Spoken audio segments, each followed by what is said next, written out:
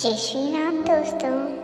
आज मैं आपके लिए कहानी लेकर आई हूँ जिसका नाम है न्याय की परख। कीर्तिवर्मन बड़े ही बुद्धिमान राजा थे। वे दयालु भी काफी थे। उनके राज्य में प्रजा बड़ी सुखी थी। कीर्तिवर्मन अपनी प्रजा का पूरा पूरा ध्यान रखते थे। प्रजा भी अपने राजा को खूब चाहती थी। सब कुछ ठीक चल रहा था, मगर अचानक एक दिन वज्रपात हो गया। राजा कीर्तिवर्मन चल बसे। पूरे राज्य में शोक सा छा गया। राजकुमार यशवर्मन अभी छोटा था, फिर भी राज्य की परंपरा के अनुसार उसी का राज्य अभिषेक कर दिया गया। यशवर्मन उम्र में अवश्य छोटा था, मगर वो बड़ा ही बुद्धिमान था। उसमें अपने पिता के अलावा अन्य गुण भी मौजूद थे। प्रजा को अब वो चिंता सताने लगी कि राजकाज कैसे चलेगा। उन्हें यशवर्मन की बुद्धि पर अभी भी विश्वास न था। मंत्रीगण भी अभी यशवर्मन को कच्ची बुद्धि वाला ही समझते थे। एक दिन राजा यशवर्मन महल की छत पर बैठे थे। तभी उन्होंने एक आदमी को देखा। वह महल के दरवाजे पर अपनी पीठ रगड़ रहा था। उसके कपड़े काफी गंदे एवं फटे हुए थे। आदमी का शरीर भी काफी गंदा था। राजा ने अपने नौकर को बुलाया। नौकर के आने पर उसने कहा, जाओ उस आदमी को मेरे पास बुला कर लाओ। नौकर उस आदमी को बुला लाया। राजा ने उससे पूछा, वहाँ तुम क्या कर रहे थे? महाराज, मैं अपनी पीठ की खुजली मिटा रहा था। मैं अकेला था, अपनी खुजली मिटा नहीं सकता था, इसलिए आपके दरवाजे पर पीठ रगड़ने लगा। इससे मेरी खुजली मिट गई। उस आदमी ने जवाब दिया, तुमने इतने गंदे कपड़े क्यों पहन रखे हैं? लगता है कि तुम कई दिनों से नहाए नहीं हो। महाराज, मैं गरीब आदमी हूँ, मेरे पास सिर्फ यही कपड़े हैं। इस कारण मैं इन्हें रोज रोज धो नहीं सकता और स्नान भी नहीं कर सकता हूँ। उसकी बात सुनकर राजा यशवर्मन को बहुत अधिक दुख हुआ। उन्होंने अपने मंत्री को बुलाया और उसे आदेश दिया, इस गरीब आदमी को अच्छे कपड़े व 1000 स्वर्ण मुद्राएं दे दी जाए। आदेश का तुरंत पालन हुआ। वह आदमी राजा को दुआएं देता हुआ चला गया। मंत्रियों एवं दरबारियों ने भी राजा की दयालुता की तारीफ की। अगले दिन राजा ने फिर एक आदमी को देखा। वह भी अपने बदन को दरवाजे से रगड़ रहा था। उसके कपड़े भी बहुत गंदे एवं फटे हुए थे। राजा ने उस आदमी को अपने पास बुलाया और पूछा, वो वहाँ क्या कर रहा था? महाराज, अपने बदन की खुजली मिटा रहा था। तुम यहाँ क्यों खुजली मिटा रहे थे? महाराज, मैं अकेला अपनी खुजली नहीं मिटा सकता। आपके महल का दरवाजा दिखाई पड़ा तो यहाँ चला आया। तुम्हारे कपड़े इतने गंदे और फटे हुए क्यों हैं? इस पर वो आदमी कहता है, महाराज, मैं एक गरीब आदमी हूँ, मेरे पास सिर्फ यही कपड़े हैं, इसलिए मैं इन्हें रोज रोज धो नहीं सकता। उस आदमी की बात सुनकर राजा ने अपने मंत्री से कहा, इस आदमी के 50 कोड़े मारकर इसे महल से बाहर निकाल दो। राजा का आदेश पाकर सब हैरान रह गए। वे समझ ना सके, मगर राजा के आदेश का पालन तो होना ही था, इसलिए उस आदमी के 50 कोड़े लगवाकर उसे महल से बाहर निकाल दिया गया। महल में उपस्थित मंत्री, दरबारी एवं प्रजा राजा के इस विचित्र न्याय को समझ ना सके। सबके दिमाग में उथल पुथल मची थी। कोई समझ नहीं पा रहा था कि राजा ने ऐसा क्यों किया। एक को 1000 स्वर्ण मुद्राएं तथा दूसरे को 50 कोड़े, मगर किसी की हिम्मत राजा से पूछने की नहीं पड़ रही थी। सब लोगों को राजा के न्याय एवं बुद्धि पर शक होने लगा। उन्होंने सोचा कि राजा ने अपनी कच्ची बुद्धि के कारण ही ऐसा किया है। उनमें अभी समझ की कमी है। अब तो इस राज्य का भगवान ही मालिक है। एक दरबारी ने बड़ी हिम्मत करके राजा से पूछ ही लिया, महाराज, एक बात हमारी समझ में नहीं आई। महाराज ने पूछा, कौन सी बात? तब उस आदमी ने कहा, महाराज, आपने कल एक गरीब आदमी को 1000 स्वर्ण मुद्राएं दिलवाई थी, जबकि आज एक गरीब आदमी को 50 कोड़े लगवा दिए। इसमें हैरानी की क्या बात है? कल वाला आदमी वास्तव में गरीब था आज वाला आदमी गरीब बनने का नाटक कर रहा था, कल वाला आदमी मजबूरीवश यहाँ आया था, जबकि आज वाला लालचवश। वह आपने कैसे पहचाना महाराज? कल वाला आदमी गंदे कपड़े पहना था, उसके बाल एवं हाथ पैरों में काफी मिट्टी लगी रही थी। आज जो आदमी आया था उसके हाथ पैर एवं बालों में मिट्टी नहीं लग रही। वह आदमी अपने हाथ की उंगली में हीरे की एक अंगूठी भी पहने हुए था। बताओ, क्या हीरे की अंगूठी पहनने वाला गरीब हो सकता है? नहीं महाराज नहीं, सब एक साथ बोल पड़े। बस इसलिए उस नकली गरीब आदमी को कोड़े मारे गए और असली गरीब आदमी को स्वर्ण मुद्राएं दी गई। महाराज, आपने तो बड़ा ही अच्छा कार्य किया है। आपकी नजर तो सचमुच में बड़ी ही पारखी वाली है, सबने मिलकर कहा। अब सभी के समझ में आ गया कि यशवर्मन भी बड़े दूरदर्शी राजा हैं। उन पर शक करना बहुत बड़ी भूल थी। प्रजा भी अब निश्चिंत हो गई। उसे विश्वास हो गया कि राजा यशवर्मन अच्छे ढंग से राजकाज चला लेंगे। यशवर्मन ने लंबे समय तक सफलतापूर्वक राज किया। उनके शासन में राज्य ने बड़ी तरक्की की। दोस्तों, इस कहानी से हमें यह सीख मिलती है कि सच्चे न्याय की पहचान और निर्णय करने के लिए गहरी समझ और दूरदर्शिता की आवश्यकता होती है। राजा यशवर्मन ने दिखाया कि कैसे असली जरूरतमंदों की सही पहचान कर उनकी सहायता की जा सकती है और छलावे को सजा दी जा सकती है। यह कहानी सिखाती है कि गहराई से समझने और परखने से ही सही न्याय किया जा सकता है। जय श्री कृष्णा, राधे राधे। चित्रकार की चतुराई। जर्मनी के प्रसिद्ध उद्योगपति श्री जैकब ने एक बार एक चित्रकार से अपना तेल चित्र बनवाया।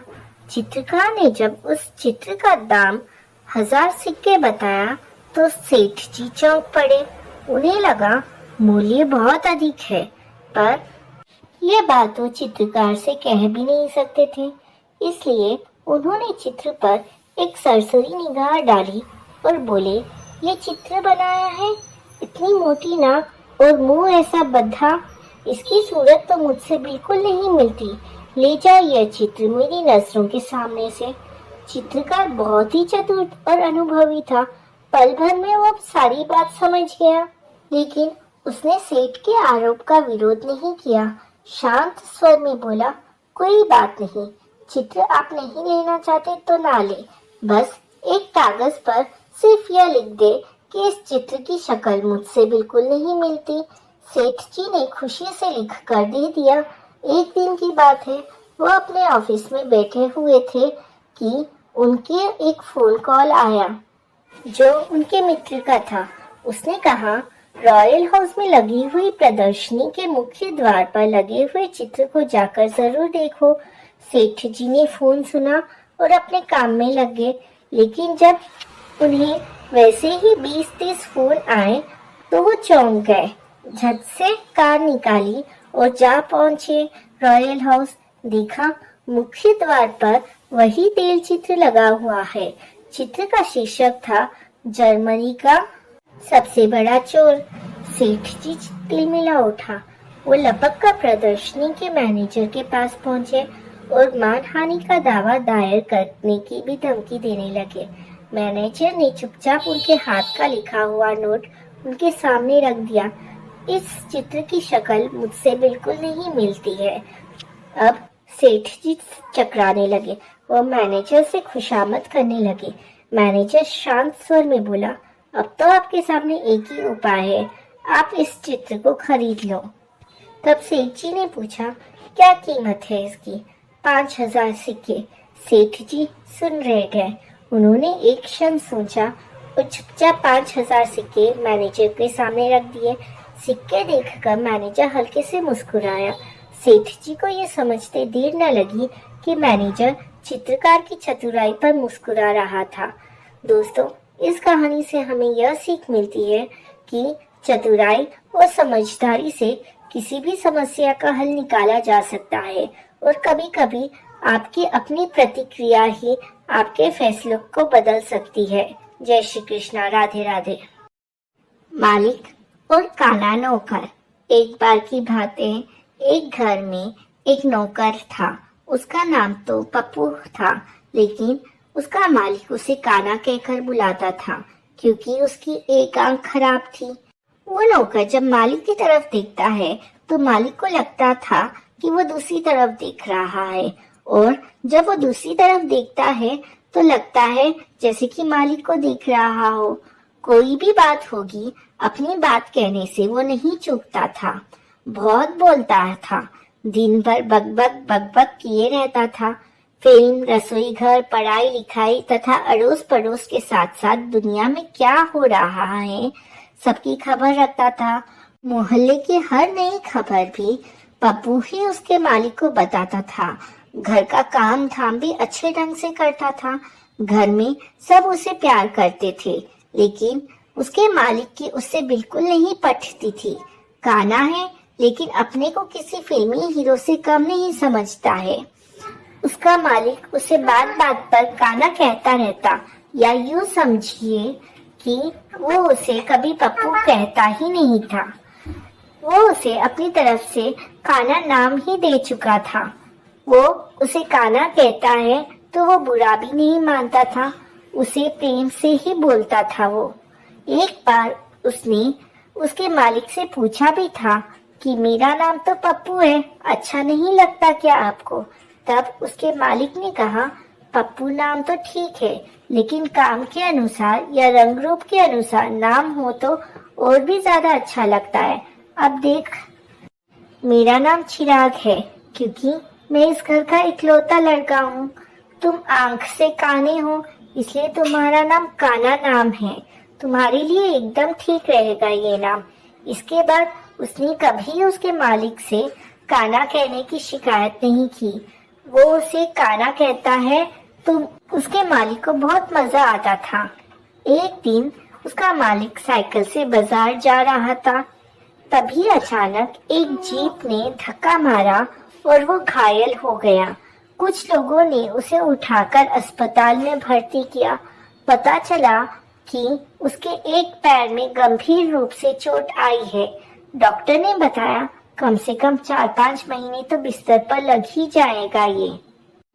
एक हफ्ते बाद जब उसका मालिक घर आया तब काना ने कहा, बहुत दुखी की बात है छोटे साहब, अब आपका एक पैर खराब हो गया। पप्पू ने ऐसा कहा तो उसको लगा कि वो लंगड़ा कहकर चिढ़ा रहा है उसे। मन ही मन उसके मालिक को बहुत बुरा लगा, लेकिन वो उसे डांटता कैसे? उसने तो उसे ही खुले शब्दों में लंगड़ा भी नहीं कहा था, और फिर पता नहीं उसने ये बात उसे चिढ़ाने के लिए कही थी या सहानुभूति वश कही थी। जो भी हो, पप्पू ने 3 महीने तक उसके मालिक की सेवा की और 3 महीने में ही उसका मालिक चलने लायक हो गया। ये सब पप्पू की सेवा का ही परिणाम था। उस दिन से उसके मालिक ने उसे काना बोलना छोड़ दिया। दोस्तों, इस कहानी से हमें यह सीख मिलती है कि सच्ची सेवा और निष्ठा के माध्यम से ही किसी के प्रति सम्मान और समझ विकसित होती है। बाहरी विशेषताओं से ज्यादा महत्वपूर्ण किसी की सेवा और योगदान होता है। जय श्री कृष्णा। राधे राधे। दयालु भोला हाथी। एक बार की बात है, एक जंगल में एक हाथी रहता था जिसका नाम भोला था। वो बहुत ही दयालु था। भोला हाथी ने जंगली रास्ते पर गिरे हुए पेड़ों को रास्ते से हटाने का काम ले रखा था। बारिश और तेज आंधी की वजह से बहुत से पेड़ रास्ते पर गिर गए थे और उन्होंने रास्ते को बंद कर दिया था। भोला ने गिरे हुए पेड़ों को अपनी मजबूत सूंड से पकड़कर हटा दिया और उन्हें साइड में कर दिया था। अब वो उन्हें एक गड्ढा बनाकर एक बड़े गड्ढे में डालकर अपना काम खत्म करने जा रहा था। भोला हाथी का यह काम देखकर उसके पास ही खड़ा उसका साथी कालू भालू खुशी से बोला, शाबाश भोला, अपना काम खत्म कर ताकि हम जाकर अपनी मजदूरी ले सके और मजे कर सके। यह सुनकर भोला ने एक बड़ा सा गट्ठा उठाया और एक गड्ढे तक ले गया, लेकिन उसने गट्ठा गड्ढे में नहीं गिराया। उसके साथ ही कालू भालू ने इशारा किया कि गट्टा फेंक दे, पर हाथी गट्ठे को अपनी सूंड में थामे खड़ा रहा। कालू गुस्से से चिल्लाया, लेकिन भोला खड़ा रहा। आखिर परेशान होकर कालू आगे बढ़ा और उसने गड्ढे के भीतर झांका तो उसे भोला हाथी के इस व्यवहार का कारण पता लगा। नीचे गड्ढे में एक हिरन का छोटा सा बच्चा मौजूद था। वो शायद उस गड्ढे में गिर गया था, लेकिन वो निकलने में असमर्थ था। भोला हाथी ने तुरंत ही अपनी सूंड में दबे लकड़ी के गट्ठे को एक तरफ रखा और अपनी सूंड से हिरन के बच्चे की तरफ बढ़ा दी। हिरन का बच्चा सूंड का सहारा पाकर उस गड्ढे से बाहर निकल आया। कालू भालू भोला की यह दयालुता देखकर उसे सराहे बिना ना रह सका। दोस्तों, इस कहानी से हमें यह सीख मिलती है कि दयालुता और सहानुभूति का सही समय पर किया गया कार्य किसी की जिंदगी बदल सकता है। हमें अपने आसपास की समस्याओं को समझने और दूसरों की मदद करने का प्रयास करना चाहिए। जय श्री कृष्णा। राधे राधे। चतुर बंदर और गधा भोलू की मस्ती। चंपकपुर जंगल में जानवरों की मस्ती का कोई जवाब नहीं था। यहाँ के जानवर हंसी खुशी अपना जीवन बिताते थे। जंगल के दो सबसे मजेदार साथी थे, मोंटी बंदर और भोलू गधा। मोंटी अपनी चतुराई और मजाकिया हरकतों के लिए मशहूर था, वहीं भोलू अपनी भोली भाली बातें और अजीब आदतों के लिए। एक दिन मोंटी ने सोचा, चलो आज भोलू को एक मजेदार सबक सिखाया जाए। उसने जंगल के बीच एक पुरानी घंटी देखी। मोंटी ने भोलू से कहा, भोलू भाई, यह घंटी जादुई है। इसे पहनने से तुम सबसे तेज दौड़ने वाले गधे बन जाओगे। भोलू ने आश्चर्य से पूछा, सच? क्या मैं जंगल का सबसे तेज जानवर बन जाऊंगा? इस पर मोंटी ने सिर हिलाते हुए कहा, बिल्कुल, लेकिन शर्त यह है कि घंटी को बजाकर अभ्यास करना होगा। भोलू ने घंटी को खुशी खुशी गले में बांध लिया और जोर जोर से बजाने लगा। जंगल में घंटी की आवाज गूंजने लगी। सभी जानवर शोर सुनकर इकट्ठा हो गए। भोलू ने गर्व से कहा, अब मैं सबसे तेज गधा बन जाऊंगा। सभी जानवर भोलू की बात सुनकर हंसने लगे। लोमड़ी टीना ने कहा, भोलू, तेज दौड़ने के लिए घंटी नहीं, मेहनत और अभ्यास चाहिए। मोंटी ने भोलू को रोकते हुए कहा, भोलू भाई, यह सब मजाक था। घंटी जादुई नहीं थी। मैं तुम्हें सिखाना चाहता था कि असली ताकत घंटी या किसी जादू में नहीं, बल्कि खुद की मेहनत और विश्वास में होती है। भोलू ने सिर खुजलाते हुए कहा, अरे, यह तो मुझे समझ ही नहीं आया, लेकिन यह मजेदार था। भोलू ने मोंटी से कहा, अब मैं घंटी को उतारकर सही तरीके से मेहनत करूंगा। मुझे तेज दौड़ने के लिए अपनी ताकत पर विश्वास करना होगा। सभी जानवर मोंटी और भोलू की इस मजेदार कहानी से हंसने लगे और उन्हें मेहनत का महत्व समझ आ गया। दोस्तों, यह कहानी से हमें यह सीख मिलती है कि जादू या शॉर्टकट की बजाय मेहनत और अभ्यास से ही सफलता मिलती है। किसी भी मजाक को दिल पर ना ले, बल्कि उससे हमें क्या सीख मिलती है, यह सीख लेकर आगे बढ़े। जय श्री कृष्णा। राधे राधे।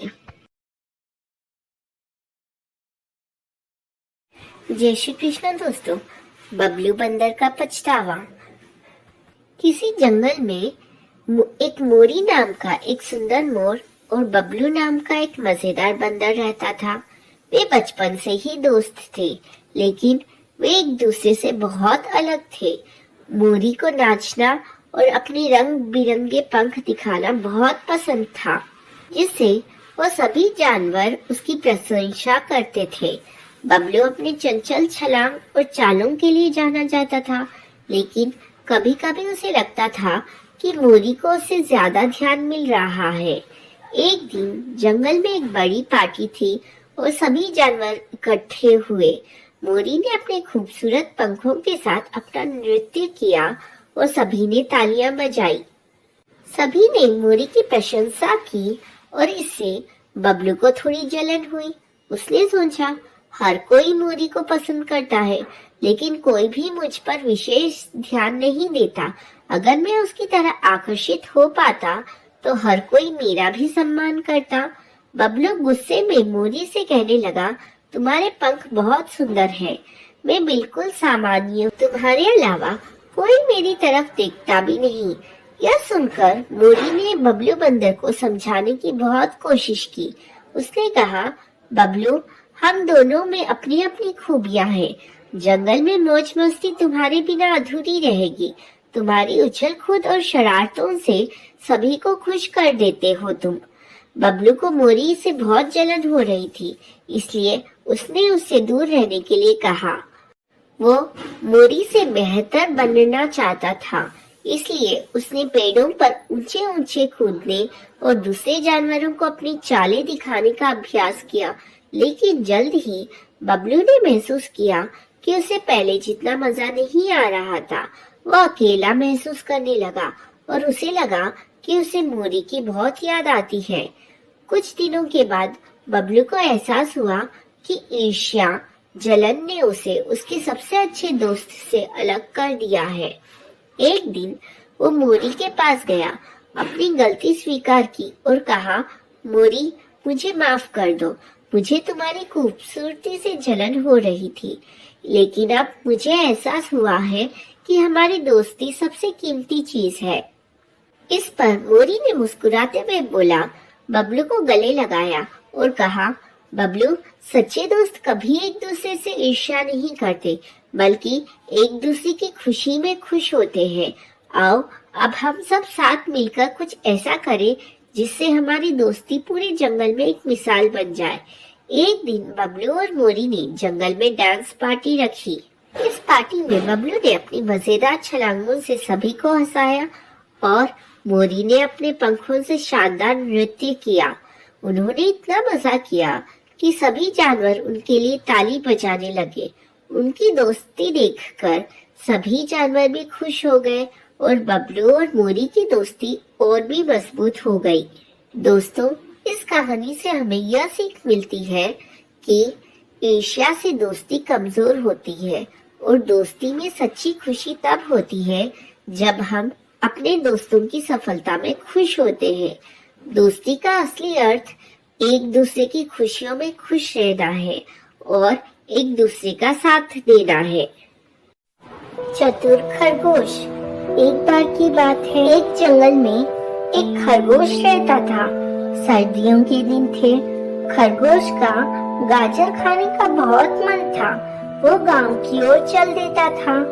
गांव में जाने से पहले खेतों में उसे गाजर की खुशबू आने लगती है। वो एक गाजर के खेत में छिपकर बैठ जाता है। तभी वो देखता है कि उस खेत का मालिक किसान गाजर इकट्ठी कर रहा है। किसान सारी गाजर इकट्ठी करके घर की ओर चल देता है। खरगोश भी उसके पीछे पीछे चल देता है। घर पहुंचकर किसान अपने छोटे से बेटे से कहता है, बेटे, ये गाजर रखी है, मैं खेत में काम निपटा कर आता हूँ, तो इनका ध्यान रखना। कल हम इन्हें शहर में बेचने जाएंगे। खरगोश उनकी बातें सुनकर सोचता है कि मुझे आज ही ये गाजर चुरानी पड़ेगी, कल तो ये इसे शहर में बेच देंगे। किसान के जाने के बाद वो धीरे धीरे गाजर के ढेर के पास पहुंच जाता है, लेकिन वो लड़का उसे देख लेता है। लड़का एक डंडा लेकर उसे भगाने लगता है। तभी खरगोश लड़के से कहता है, भाई, मैं तो तुम्हारी मदद करने आया था। मुझे गाजर का जरा भी लालच नहीं है, मेरे पास तो बहुत गाजर है। तब लड़का उससे पूछता है, तू कैसे मेरी मदद करने आया है? तब खरगोश कहता है, शहर में मैंने देखा है लोग गाजर कम खाते हैं, इसलिए तुम्हारी गाजर कम दाम में बिकती है।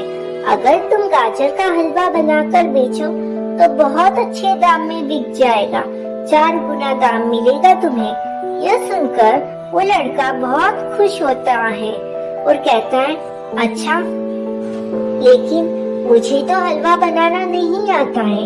इस पर खरगोश कहता है, तुम क्यों चिंता करते हो, इसमें से आधी गाजर मुझे दे दो, मैं शाम तक हलवा बनाकर दे जाऊंगा। लड़का कहता है, नहीं, अगर पिताजी को पता लग गया तो मुझे बहुत डांटेंगे और मेरी पिटाई भी कर देंगे। खरगोश कहता है, लेकिन अगर तुमने अपने पिताजी का फायदा करोगे तो वो बहुत खुश होंगे। जब तुम्हारे पिताजी गाजर बेच रहे हो तुम उनसे छिपकर हलवा बेचते रहना। बाद में जब तुम उन्हें ज्यादा पैसे दोगे तो वो बहुत खुश होंगे। यह सुनकर लड़का उसकी बातों में आ जाता है और उसे आधी गाजर दे देता है। खरगोश वो गाजर लेकर मजे से अपने घर आ जाता है। कुछ देर बाद किसान घर आता है तो उसका लड़का उसे कह देता है कि एक हलवाई गाजर ले गया है और पैसे कल दे देगा। अगले दिन किसान का बेटा खरगोश का इंतजार करता रहता है, लेकिन वो नहीं आता। उसे बहुत गुस्सा आता है।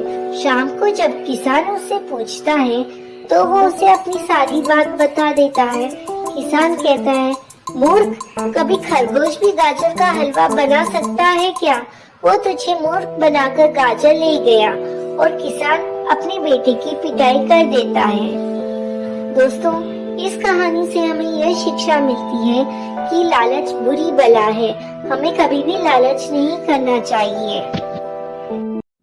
सच्चा दोस्त। एक घने जंगल में एक हिरन और खरगोश बहुत अच्छे दोस्त थे।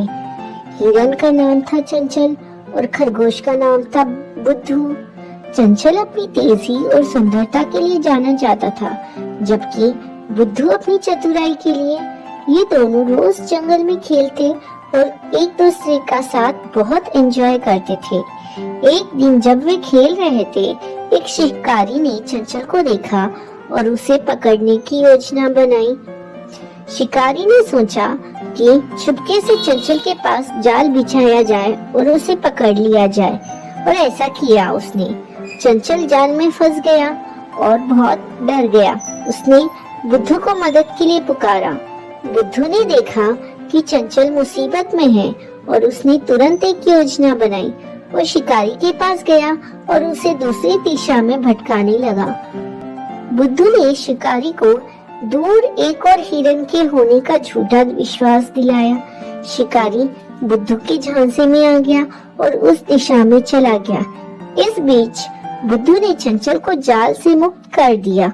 जब शिकारी वापस आया तो उसने देखा कि चंचल जाल से गायब है। वो बहुत गुस्से में था, लेकिन उसे कुछ समझ नहीं आया। उधर चंचल और बुद्धू जंगल की गहराई में भाग गए और सुरक्षित हो गए। इस घटना के बाद चंचल और बुद्धू की दोस्ती और भी मजबूत हो गई। चंचल ने बुद्धू की चतुराई और साहस की बहुत प्रशंसा की। बुद्धू ने चंचल से कहा, दोस्ती में सबसे बड़ी बात एक दूसरे की मदद करना है और मैं हमेशा तुम्हारे साथ हूँ। बच्चों, इस कहानी से हमें यह सीखने को मिलता है कि सच्चा दोस्त वही होता है जो मुसीबत के समय आपका साथ नहीं छोड़ता और हमेशा आपकी मदद के लिए तैयार रहता है। चंचल और बुद्धू की कहानी आज भी जंगल में सच्चे दोस्ती की मिसाल के रूप में सुनाई जाती है। एक गांव में एक लकड़हारा रहता था। वो बहुत गरीब था। वो जंगल से लकड़ियां काट कर लाता था। उन लकड़ियों को वो बाजार में बेचता। उसी से उसका गुजारा होता था। हर रोज की तरह उस दिन भी वो लकड़हारा जंगल में लकड़ियां काट रहा था। जिस पेड़ से वो लकड़ियां काट रहा था वह पेड़ नदी के किनारे था। लकड़ियों को काटते हुए अचानक लकड़हारे के हाथ से कुल्हाड़ी छूट गई। हाथ से छूटकर वो कुल्हाड़ी उस नदी में जा गिरी। वो नदी बहुत गहरी थी, इसलिए लकड़हारा उस नदी में जा नहीं सकता था। वो कुल्हाड़ी नदी में गिर जाने के कारण वो बहुत दुखी हुआ था। उसी दुख में वह नदी के किनारे बैठकर रोने लगा। इतने में नदी में से एक देवदूत बाहर आया। उसने उस लकड़हारे से उसकी परेशानी का कारण पूछा तो उसने सारी बात उस देवदूत को बता दी। लकड़हारे की बात को सुनकर वो देवदूत नदी के अंदर चला गया। कुछ क्षण बाद जब वो वापस आया तब उसके हाथ में एक सोने की कुल्हाड़ी थी। उसने कहा, लकड़हारे, यह लो अपनी कुल्हाड़ी जो नदी में गिर गई थी। लकड़हारे ने उस कुल्हाड़ी को देखा और कहा, यह मेरी कुल्हाड़ी नहीं है, मेरी कुल्हाड़ी तो लोहे की थी। देवदूत ने नदी में फिर डुबकी लगाई। इस बार वो एक लोहे की कुल्हाड़ी लेकर आया। लकड़हारे ने जब अपनी लोहे की कुल्हाड़ी देखी तो वह बहुत खुश होकर देवदूत से बोला, यही है मेरी कुल्हाड़ी, आपका बहुत बहुत धन्यवाद। आपने मेरी कुल्हाड़ी इस नदी से लाकर दी है। इसके बिना तो मैं कुछ काम भी नहीं कर सकता था। मेरे पास दूसरी कुल्हाड़ी लाने के पैसे भी नहीं थे। आपका बहुत बहुत शुक्रिया। देवदूत उस लकड़हारे की सच्चाई और ईमानदारी से बहुत खुश हुआ। उसने उसे लोहे के साथ साथ सोने और चांदी की दोनों कुल्हाड़ी भी लकड़हारे को दे दी। दोस्तों, हमें इस कहानी से यह सीख मिलती है कि हमें कभी भी लालच नहीं करना चाहिए, क्योंकि लालच इंसान को हमेशा गलत राह पर ले जाता है। बहुत पुरानी बात है, एक जंगल में एक लोमड़ी और एक सारस रहते थे। ये दोनों बहुत अच्छे दोस्त थे। सारस रोजाना लोमड़ी को तालाब से मछली पकड़कर खाने के लिए देता था। इस प्रकार दोनों की दोस्ती बहुत गहरी होती चली गई। सारस बहुत सीधा साधा था, लेकिन लोमड़ी बहुत शैतान और चालाक थी। वह हमेशा दूसरों को परेशान किया करती थी। उसे दूसरों का अपमान करने और मजाक उड़ाने में बहुत मजा आता था। एक दिन उसने सोचा कि क्यों ना एक बार सारस का भी अपमान किया जाए और उसका मजाक उड़ाया जाए। ऐसा सोचकर उसने सारस को दावत पर बुलाया। उसने जानबूझकर सूप एक प्लेट में परोसा। उसे पता था कि सारस प्लेट में से सूप को नहीं पी सकता है। उसे सूप ना पीता देख लोमड़ी मन ही मन बहुत खुश हुई और झूठी चिंता दिखाते हुए सारस से पूछने लगी कि क्या बात है मित्र, सूप पसंद नहीं आया क्या? सारस बोला, नहीं मित्र, यह तो बहुत स्वादिष्ट है।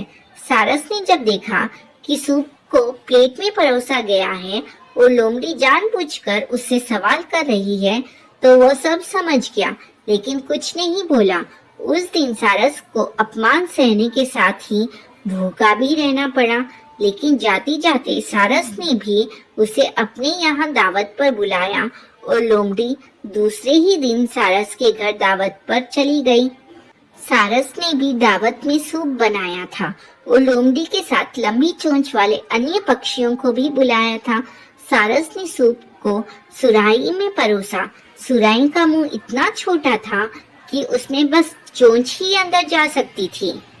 लोमड़ी पूरा टाइम सुराही और अन्य सभी पक्षियों को सूप पीते देखती रहती थी। इसी बीच सारस ने पूछा कि क्या बात है मित्र, सूप अच्छा नहीं लगा क्या? लोमड़ी को अचानक अपने शब्द याद आ गए। सभी बोले कि सूप बहुत स्वादिष्ट है। लोमड़ी को भी सभी की हाँ में हाँ मिलाना पड़ा। यह सब देख लोमड़ी अपने आप में बहुत अपमानित महसूस कर रही थी, लेकिन वो कुछ कह नहीं सकती थी। दोस्तों, इस कहानी से हमें यह सीख मिलती है कि हमें कभी भी किसी का अपमान नहीं करना चाहिए। हम जैसा दूसरों के साथ करते हैं वैसा ही हमारे साथ होता है।